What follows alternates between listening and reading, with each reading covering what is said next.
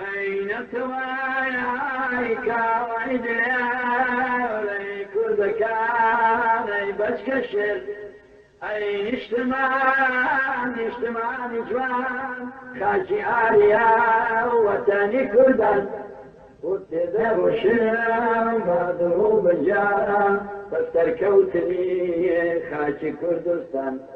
وتذكر الشام بضروب الجارة فاستركوتني وخاشي كردستان أي هوديك وردي باشرب روكا وتعالى وهترف أي هوديك وردي باشرب روكا وتعالى وهترف وتدك وشام بضروب جان فسركوتني روي كردستان وتدك وشام بضروب جان فسركوتني وخاكي نشتهي أي كوكا أي لا وكا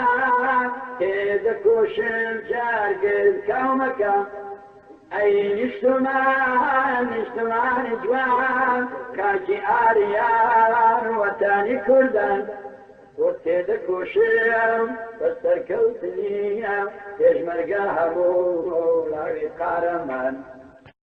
أين تواياك وعدلي كرد كان بسكشر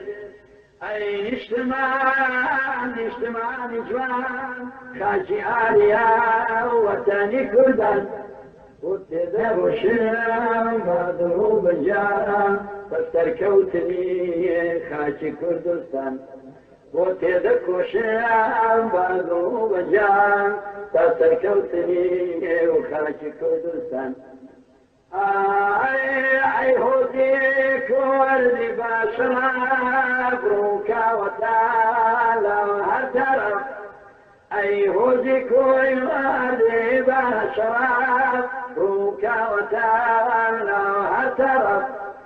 وتدك وشام بضروب جان فسركوتني روي كردستان وتدك وشام بضروب جان فسركوتني وخاكي نشتهي أي كوكا أي لا وكا تدك وشام جارقل كومكا أي نجتمع جوان كاكي آريان وطني كردان وتدك وشام فاستركوتني يجمل قهبو لاوي قارمان